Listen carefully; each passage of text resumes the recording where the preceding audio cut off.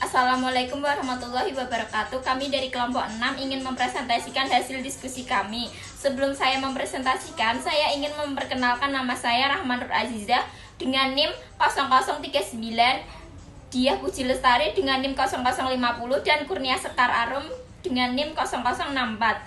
Oke, langsung saja masuk ke materinya.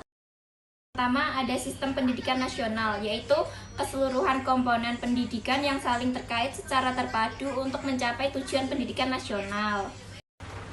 Yang kedua, ada pengertian pendidikan, yaitu pendidikan adalah usaha sadar dan terencana untuk mewujudkan suasana belajar dan proses pembelajaran agar peserta didik secara aktif mengembangkan potensi dirinya untuk memiliki kekuatan spiritual, keagamaan, pengendalian diri, kepribadian, kecerdasan, akhlak mulia, serta keterampilan yang diperlukan dirinya masyarakat, bangsa, dan negara. Yang ketiga, ada fungsi pendidikan nasional. 1. Mengembangkan kemampuan. 2. Membentuk watak. 3. Membentuk peradaban bangsa yang bermartabat. Dan 4. Mencerdaskan kehidupan bangsa. Dan selanjutnya ada tujuan pendidikan. 1. Menjadi manusia yang beriman dan bertakwa kepada Tuhan Yang Maha Esa. 2. Berakhlak mulia. 3. Berilmu. 4. Sehat. 5. Cakap. 6. Kreatif. 7. Mandiri dan bertanggung jawab. 9. Menjadi warga negara yang demokratis. Dan selanjutnya akan dipresentasikan oleh teman saya. Prinsip penyelenggaraan pendidikan yang pertama yaitu pendidikan diselenggarakan secara demokratis. Maksudnya yaitu suatu pandangan yang mengutamakan persamaan hak dan kewajiban serta perlakuan tenaga pendidik yang sama dan adil kepada semua siswanya tanpa membeda-bedakan dalam segala aspek dalam kegiatan pembelajaran baik di dalam kelas maupun di luar kelas. Dan yang kedua yaitu pendidikan diselenggarakan sebagai satu kesatuan yang sistematis. Yang ketiga yaitu pendidikan diselenggarakan sebagai suatu proses pembudayaan. Nah, maksudnya dari pendidikan sebagai proses pembudayaan yaitu proses pembelajaran manusia dipengaruhi oleh lingkungan dan budaya sekitar.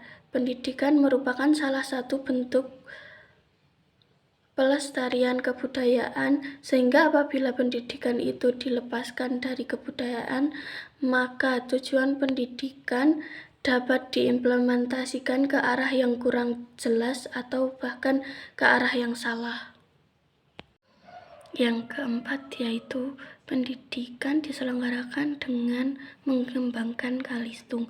Yang terakhir yaitu pendidikan diselenggarakan dengan memberdayakan semua komponen masyarakat. Kajian kelengkapan dasar hukum implementasi ada pada Undang-Undang Republik Indonesia Nomor 20 Tahun 2003 tentang Standar Pendidikan Nasional. Isu-isu sentral reformasi pendidikan. Undang-Undang SPN Nomor 20 Tahun 2003 lahir dengan berbagai perdebatan. Yang pertama yaitu pendidikan agama sebagai basis pendidikan nasional. Yang kedua, pemerataan kesempatan pendidikan. Yang ketiga yaitu peningkatan mutu dan relevansi pendidikan. Yang keempat yaitu efisiensi manajemen pendidikan. Perubahan mendasar dalam Undang-Undang Nomor 20 Tahun 2003. Yang pertama yaitu demokratisasi dan desentralisasi pendidikan. Yang kedua, peran serta masyarakat. Yang ketiga, tantangan globalisasi. Yang keempat, kesetaraan dan keseimbangan. Yang kelima, jalur pendidikan. Yang terakhir, peserta pendidikan. Tujuan dirumuskan Undang-Undang Sidiknas Nomor 20 Tahun 2003 tercantum dalam penjelasan atas Undang-Undang RI Nomor 20 Tahun 2003 tentang sistem pendidikan nasional ada 5, isi ringkasan Undang-Undang Sidiknas Nomor 20 Tahun 2003. Tujuan perumusan UU Sidiknas. Yang pertama, pembaruan kurikulum dan penyesuaian standar kualifikasi pendidik yang sesuai dengan pelaksanaan tugas. Yang kedua, penyusunan standar pandangan pendidikan. Yang ketiga yaitu pelaksanaan manajemen pendidikan berbasis sekolah dan otonomi perguruan tinggi. Yang keempat yaitu penyelenggaraan pendidikan sistem terbuka dan multimakna.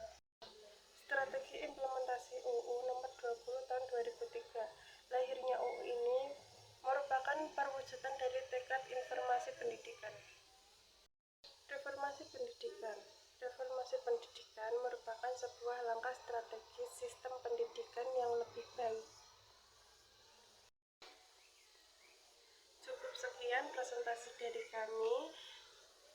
Mohon maaf jika ada kesalahan maupun kekurangan. Wassalamualaikum warahmatullahi wabarakatuh.